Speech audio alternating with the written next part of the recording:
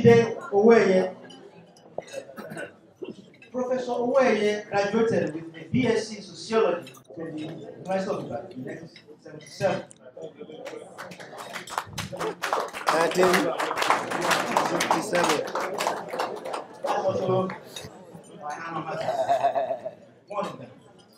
His postgraduate education followed at the University of Ife, where he attained master's and doctorate degrees in international relations in 1983 and 1987 respectively. He rose through the ranks to become a professor in 2002 and retired voluntarily from the services of his university in February 2005.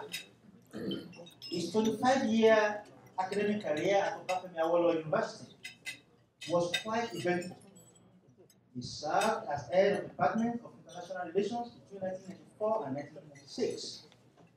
He represented congregation in the University Senate from 1994 to 1996 and was for 7 years the editor-in-chief of Africa's most prestigious quarterly journal of administration. He was also visiting fellow, Academy of Korean Studies in 1990 and 1992. Senior Research Fellow, Institute of Foreign Affairs and National Security, Seoul, South Korea. Senior Research Fellow, Nigerian Institute of International Affairs, Lagos, 1992 to 1993. Visiting Fellow, African Institute of South Africa in 1994. Associate Lecturer, Foreign Policy Academy, Ministry of Foreign Affairs, 1994 to 1997.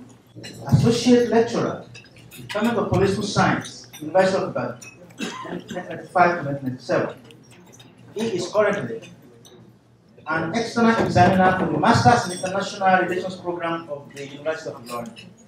Also, a one-time Secretary General and presently National President of the Nigerian Society for International Affairs. Yes. So Owoeye has to his credit 8 books and 47 articles. Highly reputed scholarly journals.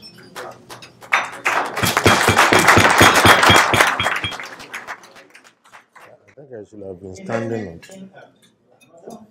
In 1981, he founded the African Journal of International Affairs and Development, which is currently in its 15th volume. Wow. He was part of the prestigious Oxford Round Table at the University of Oxford in 2008, African Leaders in Education Summit in 2010. Beyond teaching and research, Professor Owoeye has had very deep involvement in international diplomacy, community service, and educational consultancy. For instance, he was a member of the Nigerian delegation to the first Nigeria-South Africa Dialogue Seminar in Johannesburg in 1994. He was appointed by the Secretary General of the Organization of African Unity as consultant. He is currently a member of Civil Society Consultative Group of the African Unity. Professor Owoeye is the chairman of College Press and Publishers Limited, the educational firm EduServe Consult, the Board of Governors of Leeds City High School, and the Governing Council of Leeds City University.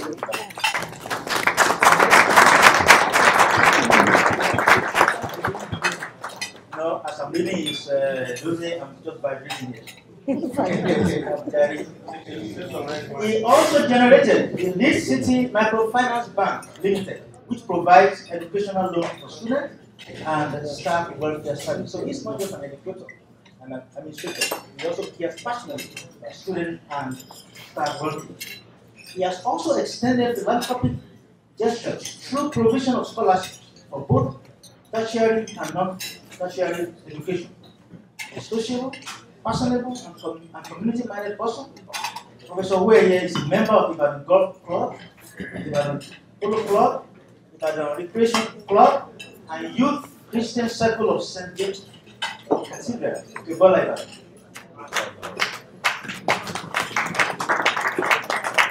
Of course, he is actually married to highly resourceful Taiwo Owoeye, publisher and school administrator, and they are proud parents of 4 children and 2 grandchildren.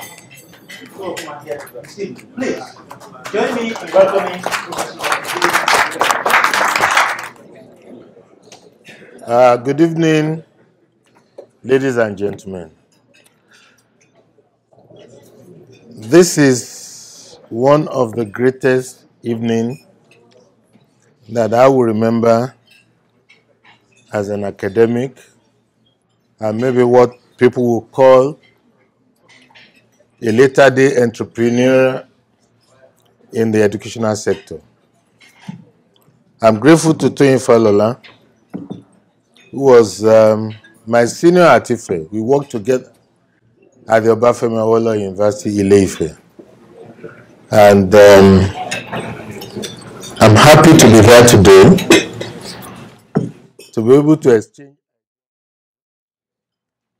on a very boring topic, but which, to me, I got involved without planning for it. I'm here tonight to try and encourage our colleagues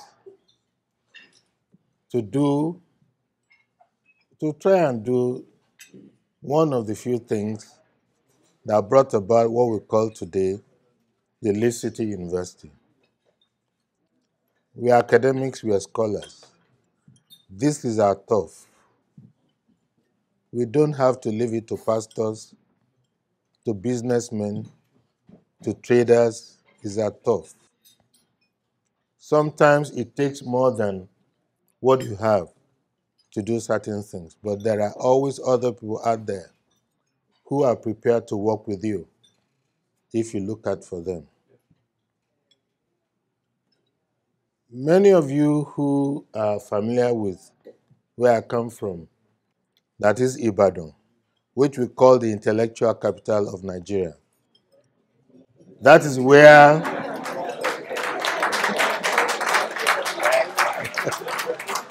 not because Toyin Falola is from Ibadan. That is where the first university in the country started some 67 years ago. Since that time, I'm talking about the University of Ibadan, which has produced many of us that are here today. That was 67 years ago.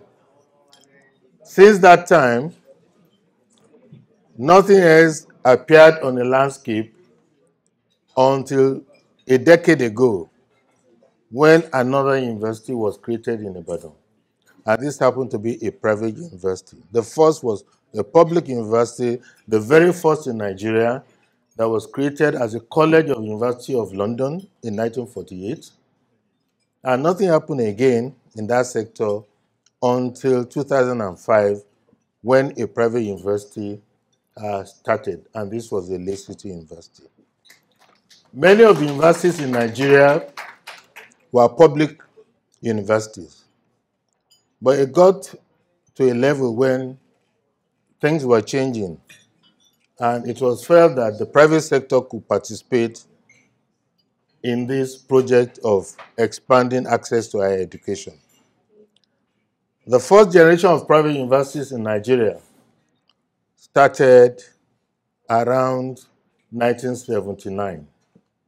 After some time, because of reasons our own domestic politics, there was a halt on what private sector can do in terms of expanding access to higher education. Later on, when General Obasanjo came to power, he was for the private sector, and he said that he was going to create as many as possible. Then new private sectors came on. So today we have almost 130 universities in Nigeria. A majority of these universities are privately owned, even though the private universities in Nigeria, as of now, control just about 10% of the student population in Nigeria, of university education in Nigeria. So majority of our students are in the public universities for reasons that are obvious.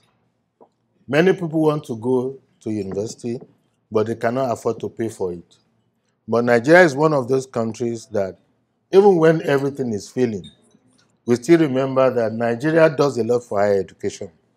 Nigeria is one country where anybody can step out and say that after leaving secondary school, I will go to university because it's practically free as long as you go to the public schools.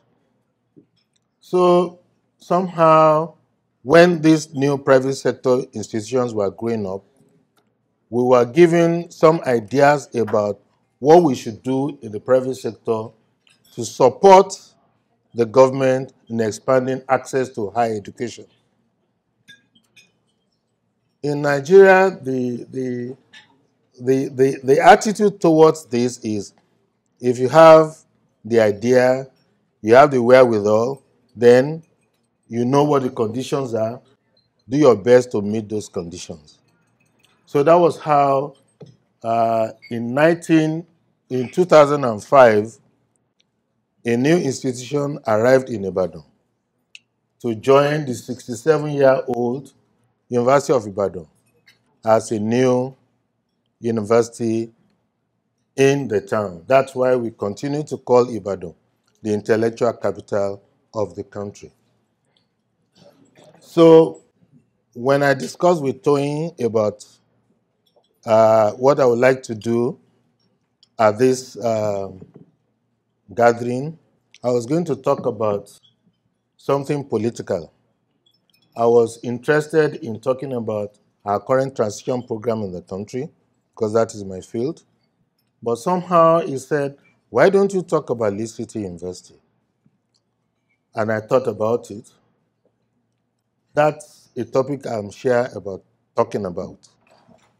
But because this year the university is 10 years old, and that's worth celebrating, I decided that I will agree with him to come out of my shell and talk about this university. So in looking at the university, I thought that the best way to talk about it is to say that this is one university that was founded by the people who are least expected to start a university, scholars from the system, because we didn't have that experience before. Those established universities in Nigeria were either the government or the religious bodies or big businessmen who had the wherewithal to start such an institution. This is the first ever institution in the country that was started by people who had no business outside the blackboard, the classroom. So this paper looked at how we started the university in 2005. It was a kind of bootstrapping approach. That is, there was nothing that helps anybody who wanted to do this. The Central Bank of Nigeria has policies about assisting people who want to go into agriculture, people who want to start small-scale industries. Even the Nollywood people that you are familiar with, during Jonathan's time, they created avenues for them to borrow funds from government to start, produce films, and so on. But nobody ever thought that there was a need to assist people who wanted to do something like starting a university. Interestingly, we found out that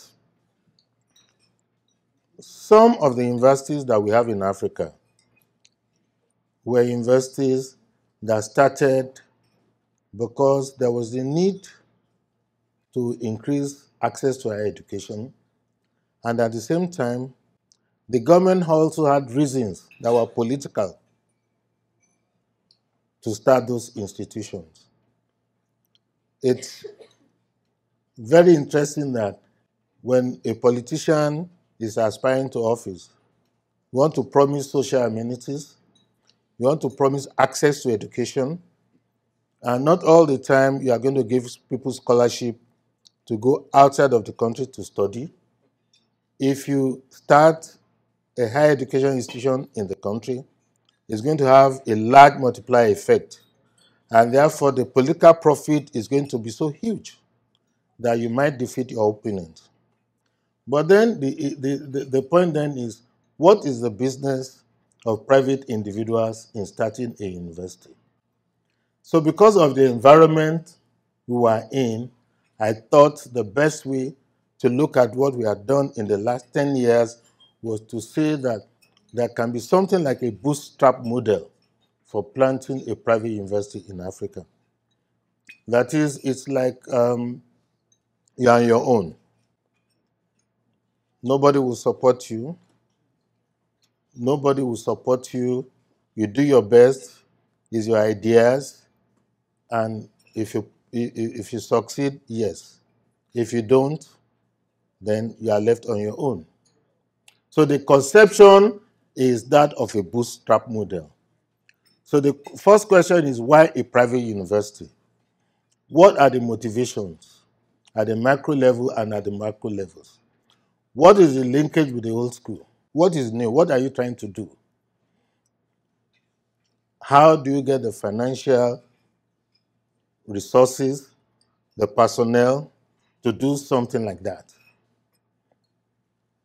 When we were at IFE, there were certain things we noticed. We were growing up as academics. Tony was a few years ahead of me. And there were certain pathologies that we saw with the system. We were seeing these things before because we were going out. We were coming to North America, and we were seeing that this country has some of the best universities in the world. And we studied the system. And we found out that there were things that we could change in our own society that could bring the university system forward. But then, in our system, if you want to make a change, you have to be in a position to make that change. In Nigeria, if you're head of department, I was once head of department of international relations at the Obafemi Awolowo University. It gave me wonderful opportunities to make changes. I had been in that department as a graduate student for years, and there was things that I thought shouldn't be the way they were going. But there was no way you could do anything. There was no way you could make a change. But when I became head of department, those thought processes, I got some people to work with me in the department, and we changed things around. Then, and I found out that if you wanted to carry that change to the faculty level, you needed to be a dean. I was never a dean. If you wanted to carry that change to university as a whole, you needed to be a vice chancellor. I was never a vice chancellor at a public institution. But somehow, certain things happened that created opportunities for us to do some of the things we thought we could do. There was a time the government said that they were going to welcome opportunities for those who wanted to set up private universities. But of course, they were not thinking of people like us because we are teachers and nobody thought that we should be involved in such a thing. But there were at the political level, there were conditions to be met. Some of these conditions, the way I saw them, was not a big deal. But it was a question of convincing people that you could meet those conditions. So some of us who are interested, we tried to do a plan, work on a blueprint, and try to see that how are we going to make a change. There were a few things that we saw outside. In the mid-90s, interestingly, I was lucky to be one of those people who visited South Africa just after a year after apartheid ended. That time I was doing my sabbatical at the Nigerian Institute of International Affairs in Lagos. I had other people with me like Atahiru Jega, who has been popular in the last few days. We were together at the institute doing, he came from his own university, Bayero University. I came from Ife. We were there together doing our sabbatical. And then for the institute needed to have a meeting, a dialogue seminar with its counterpart in South Africa. That was the South African Institute of International Affairs, Jan Smoot's house. So as I was serving with them at that time, I went with them. When we got to South Africa, because South Africa has been an enclave society for a long time, the way they did things sometimes was different from the way we do things in the rest of tropical Africa. I found out then that they had a university that had students, but they don't teach anybody because it was a distant learning institution. They left the teaching to some other private institutions. So we visited some of these private institutions. One of them was the Midrand Graduate Institute. And we found out that, look, for a developing country, one of the best ways to open access to higher education was through the distance learning system. It's cheaper for the producer and it's cheaper for the learner. But we also found out that to push this kind of an idea in Nigeria was going to be an uphill task, but we did our best. Coming back to Nigeria, with a few friends, we started, well, they were older than me in academia, we started pushing this idea that we could have such a system in Nigeria.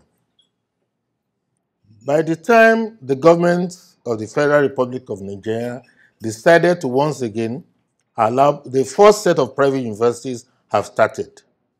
But for the second generation, they now set some standards. And we are looking at those standards. And we thought we could meet these standards. So at that time, we said there were things that we observed in North America, in South Africa, that were good for the system that we never had. Little things, like for example, when students get to the university, the process of integrating them into academia is something that can even discourage them from academia. Our colleagues, compared to our colleagues in North America, South Africa, and the rest, the approach, the attitude was different. And we found out that the attitude was different because the way those institutions were constituted was such that you're an academic, you're a teacher, you're a researcher, and that's where it ends. The administrative setup was stronger in those places. And it ensures that students come into the institutions, they are molded, their pathway, everything they needed to do is so well organized to the extent that they only meet their teachers in the classrooms. So that eliminates a lot of problems that we were having in Nigeria. And we thought that that thing was worldwide, and we saw what was happening in other places. For example, it was in the University of South Africa that I saw that there is a central registration system. A student comes into university, he gets registered in that place, he's given the timetable, he goes to his faculty, puts his name down, goes to the classroom and so on. Where we were coming from, the academic was like an emperor. The student comes to the university, he comes to the department. If the lecturer wants him registered at the department, he will be registered. If the lecturer thinks that he was having too many students to deal with, he could stop that registration. We thought those things were not right. So many other things like that, and we felt that if we launched ourselves into this project, we could always make a difference. So we decided that we would try our best and create a new private university in Nigeria. A university not started by pastors, religious people, not started by any mission, not started by tradesmen, not started by people who had the money, but the normal classroom people. So we looked at what the conditions were at that time. They needed to have what you call a blueprint. So we assembled a team to form the planning committee. We got consultants to work with us. The task of laying the foundations of the academic, administrative, and technical establishment of the proposed institutions cannot be done alone, because a university that will stand the test of time cannot be an expression of the ideas of one man alone. To avoid such a danger, the promoters needed to put in place a university planning committee with the main task of drawing up a blueprint for the type of university envisaged by the promoter. In that sense, the UPC, University Planning Committee members, will have to be those who clearly sympathize with the visions of the promoter. Together, the promoter and the University Planning Committee represent the founding fathers of the proposed institution. I'm sure you know, with all sense of humility, who will be referred to as a promoter. Then we needed to put a blueprint together. From the motives and objectives of the founding fathers of the institution was developed a somewhat unwritten blueprint for shaping the proposed university. We found that it was important that we will ensure that the Vice-Chancellor and subsequent Vice-Chancellors, Registrar, Bursar, the librarian, being principal officers of the university, are carefully selected from only those who were clearly in sympathy with the plan prepared by the University Planning Committee. Accordingly, the Vice-Chancellor and Registrars were appointed early enough to be part of our drafting of the plan. Well, these were the requirements that we were asked to meet: to have 250 acres, to have a board of trustees that will be acceptable to government, to have a physical and master plan, to have an academic brief. Now, how do you have a board of trustees that will be acceptable to government? Government in Nigeria is made up of human beings. And we knew what we wanted to do, but we must have a board of trustees acceptable to people in government. It was difficult because those who will assist us to say that we are doing the right thing may begin to say that, why don't you involve me if you want these things to work? We went through all those politics. There was a need for physical and master plan. There was a need for what we call an academic brief, which would say the kinds of courses we wanted to promote, how you are going to start them, how you are going to finance them, etc. Then they also said that we should have certain bodies, some of which we thought was unnecessary. We should have a board of trustees, we should have a chancellor. At that point in time, we asked that the orderly way of starting an institution like this was to start as a university college. That a university is about tradition. If you start a university college, you are in Ibadan. There was already a university in Ibadan that was over 60 years old. That should make it easy for us. And we will just be a college of that institution, follow the tradition, and then at the end of the day, we could grow beyond that. Because University of Ibadan itself had created many other universities in Nigeria. University of Ibadan was like the parent to University of Ilorin, Port Harcourt, Jos, etc. and etc. Even Jos gave birth to 2 other universities. That we saw that as the orderly way of progressing. But the government of the day said that they had a peculiar problem. They were fed up with strikes and lockouts, and they felt that the Nigerian academia was being bastardized because of incessant strike by lecturers and by students. And that if you're interested in doing anything, just stand on your own. That made it very difficult for us, but we did our best. And eventually we were able to meet their conditions. We had a governing council, they said we should have one. We had a board of trustees, we had a chancellor. We now established our principal officer, and as I said, we are establishing a university somebody had the idea of what the university should be like. But at the same time, we didn't think that the university should be the expression of the ideas of one man. So some of the people that worked with us were people that I had known in my days in Ife. Like the person who eventually became the first vice chancellor, the person who became the chancellor, and other members of the university planning committee. Eventually, we were able to start the university in 2005. And we had to do everything by ourselves. Nobody supported us. We produced our academic brief. It was accepted. And this was what was called academic brief. That is the things, the courses you are going to start with. And then we needed to start to take off on a site that was at least 100 hectares. We started on a site that was less than 1 acre. And then we planned for the permanent site where we are now that eventually was like about 100 acres. We built the first infrastructures. We had to have the first faculties, the university central administration. And of course, in Nigeria, when you are doing this, you have to think about providing infrastructural facilities because they were not there. It's not like here. You have to produce your own electricity, at least 18 hours in the day. Out of the 24 hours, you have to produce that.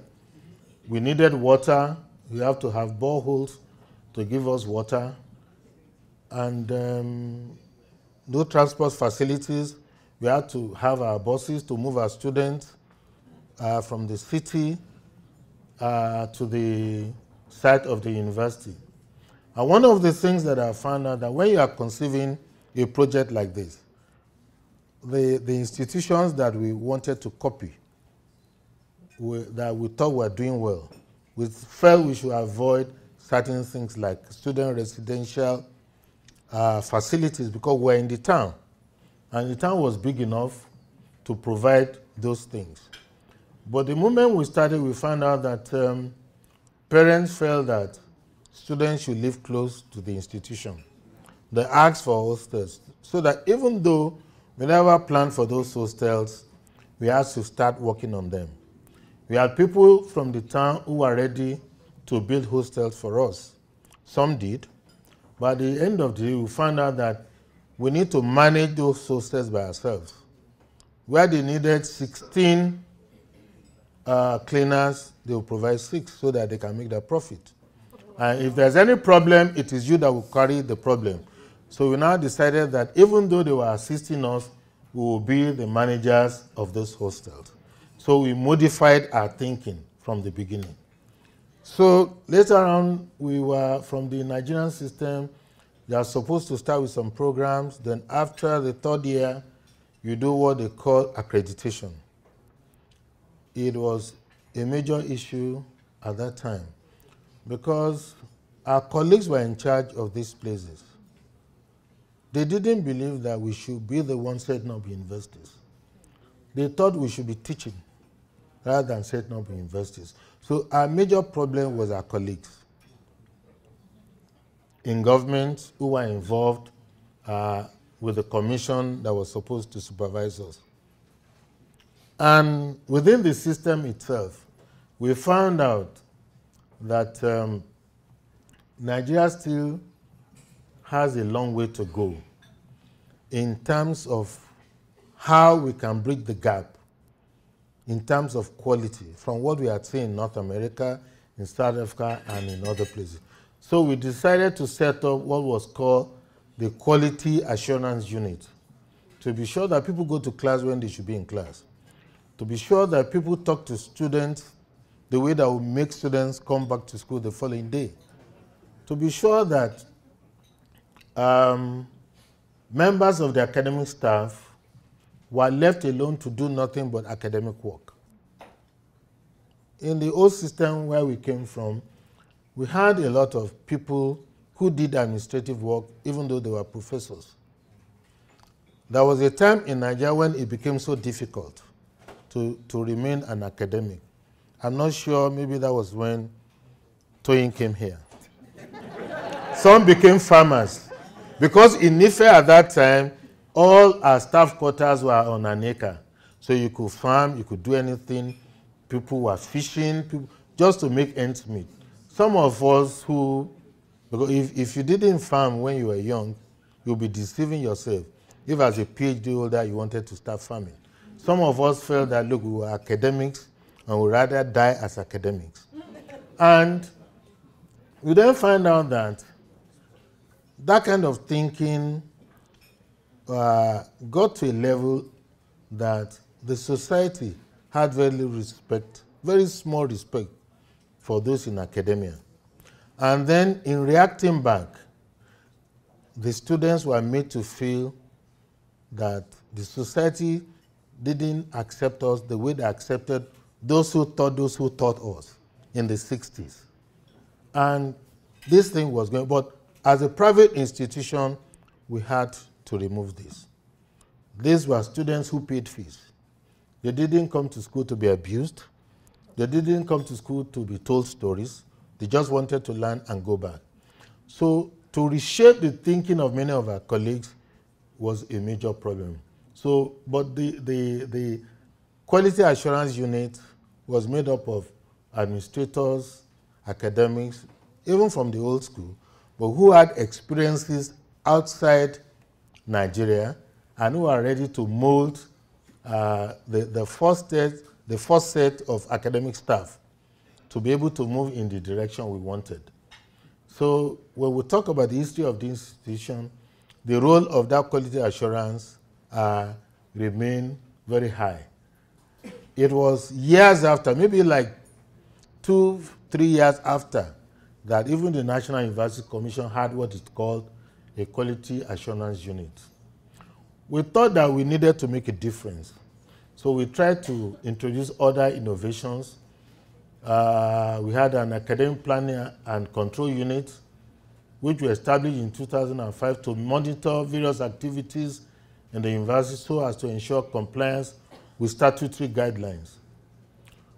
To manage orderly academic development of the university, to ensure compliance with Senate stipulated academic requirements, to ensure academic standards and quality. There had to be a difference between a university established by academics and a university established by traders or missionaries. We ensured that we were going to give a pride of place to the role of Senate in the institution, and that Senate being the final body made up of senior academics, it was going to be allowed to work independently and ensure quality, but at the same time, that Senate must remember the reason why the university was started, and that as much as possible, it should follow that blueprint. What we call the blueprint is like an unwritten constitution, but the founding staff of the university knew what that blueprint was, and the others that were engaged thereafter also imbibed the blueprint. We had an academic calendar that must be sacrosanct, irrespective of what was happening in the country, but we found out that if there was election coming, we have to do something about the academic calendar. Nobody wants to keep students in school during election. As I'm speaking, we are on a 2 weeks holiday because of the last election. We thought that with all the doomsday scenario, all hell was going to break loose, so we had to go on holidays. Courseware. In the universities, when we were in the universities, it was our teachers that told us what we were supposed to do. Nobody gave us anything like an advanced syllabus. We saw that the universities in the West were doing well because students got to universities, they knew the way forward. They knew what they had to do. So I think it was the MIT courseware that we adopted, where every teacher must have what you call a teaching plan, which will show the course objectives, the course outline, and there must be tutorial questions, so that the questions are not coming from heaven. The questions are known by everybody so that the tutorial masters, which will be graduate students, will be able to teach students towards what they are supposed to know. Then there must be a reading list comprising the relevant books that the student must consult. Then, of course, the assessment must be clear to all. It cannot be personal to you. I remember even at my graduate days, we had a lecturer who, this was a course on Nigeria's relations,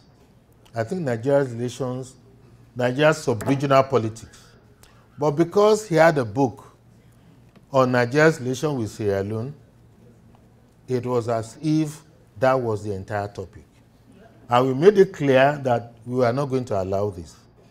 We are going to ensure that everybody in the class knew what the teaching plan was, what the subject, not just the subject matter, they must also know what the marking guide was. They must know what it means when you define a subject before going into the subject matter. They must know what the marking guide looks like. So we gave them all, but there were people who felt that this was not necessary. So the major problem we had initially was with our own colleagues, because we were all coming from the public institutions where we were all emperors and empresses. So we had people who also monitor classes, who will ensure that classes were taught at the right time. We also have people who do record keeping. Student evaluation must be known so that they can work towards doing very well. These were some of the things we had to do at the beginning. Then, in order to train our staff, we needed to start a postgraduate and staff training unit. This was what we found in Ife when we were young graduates in Ife. So we imbibed the Ife system to start training our future staff outside the country and some within the country. And also we had to spend a lot of resources on sports facilities. These were things we never envisaged. We thought we were going to have a university. People will leave their home, come to school, we will teach them. But as we were made to know that some must live within the campus, there must be hostels, the idea of sporting and recreation facilities now became so important. We had to do a lot to build sports facilities, and today we have a mini stadium which has soccer pitch with AstroTurf, synthetic athletics tracks, indoor swimming pool, and all that. These were things that we never thought about, but it had to come if we are going to go ahead with that kind of institution. Then, innovating research and public service. We established what was called the University Research Committee, URC. This was an IFE thing that we just copied. Then training teachers for extension services, so that at least the people in town will know that there's a new university here, this is what they are doing, and we need to send people out. Interestingly, we were told that when even IFE itself was starting out, nobody wanted to go to University of Ife at that time, because it was only University of Ibadan and maybe Nsukka and Ahmadu Bello that people thought were universities. The political coloration of the Western region at that time did not make the then University of Ife attractive. People even called it Akitola High School, all sorts of names. We also experienced the same thing. People called us all sorts of names. At a certain point, we were not sure whether we will be able to attract students from within and from without. But as luck will have it, because when we started, we were just 44 universities in the country. This was 2005. Today we had 2 minutes, yeah, fine. Today we had 130 universities in Nigeria. I could go on and on. And some of the issues that we are confronted with are those issues that others will be confronted with. Some of these issues are macro issues that had to do with the private university system as a whole. Some were domestic issues that we needed to contend with. Largely, the problem of the university system in Nigeria, I think, is also the problem of the university system in the whole of Africa. The university system is still in its infancy. When you look at the United States, for example, some of the universities, some of the best universities in the world are here. But if you look at their ages, like 200 years old, 800 years old, and so on. But here is our own system, where the first university is just 67 years old. And us, Lee City University, we are just going to be 10 years old this month. So sometimes, until we look, it's only when we remember where we are that we have the courage to go on. So I don't think that the African university systems are doing badly. But I also feel that academics should get involved. It is not the duty of missionaries anymore to start universities. It is not the duty of government anymore. The role between the public and private sectors in Africa are becoming very distinct. So I'm using this opportunity to call on Toyin Falola, my other colleagues who are here, to please do something about this. We are academics. It is our turf. We are the ones that should control the system. If we don't get involved, we'll be left out. If we are left out, the gap between the African university system and that in Western society will continue to be wider and wider. When you go to many of the institutions, the best institutions in the Western society now, you find out that there is no Ivy League institution in North America or in Europe where you don't find a Nigerian. So it is our duty to carry this back home so that we can produce some of the best universities in the world. And I must say that what we have done in Ibadan could not have been done without the support of many of our colleagues who are here, who continue to support us, give us encouragement. I won't mention names today, but maybe in future I'll be able to do so. I also want to thank those who felt that they should support what we are doing. When Toyin came to Ibadan, his observations, he decided to put them in a national newspaper. When I read it in the national newspaper, I was asking myself, is Toyin really telling the truth? Because we were doing the work. We had no time for reflection. It was when our friends were coming in, they were giving us their observations, that something was telling us that perhaps we are doing the right thing. So I will call on everybody here tonight that anytime you come to Ibadan, there are two universities in Ibadan. The University of Ibadan, where I was trained, where I had my first degree before I went to Ife, and the Lee City University, which is the first private university in the town, the intellectual capital of Ibadan, that produced Toyin Falola. Make sure that you find time and visit us. It is the age of multiculturalism. We don't want a university where everybody will be a Nigerian. So we are looking forward to many of you. Come and spend time with us. 2 weeks, 1 semester, 1 session. We are doing a lot to promote multiculturalism. A university is a place where cultures must meet. It is wrong to get to a university and find out that everybody is a Yoruba man, or that everybody is even an Ekiti man. But we cannot diversify without your assistance. So any opportunity you have, please come and be with us. So tonight, I want to thank you all. I want to thank everybody who had supported us, at least who gave us idea that we are doing something very nice. And some members of my family are here. We are 6 in the family. My wife is not here. She's holding the fort at home. But the youngest members of the family are here. I also want them to stand up for recognition. Oyinlola is 18.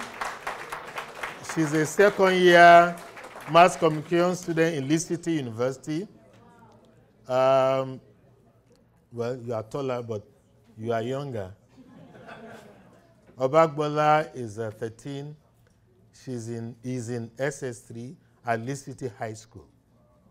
So they are here with me tonight, and I'm happy that maybe in future, they will be the ones with your children that will be showing the path to Africa, what a university should be like. Thank you very much.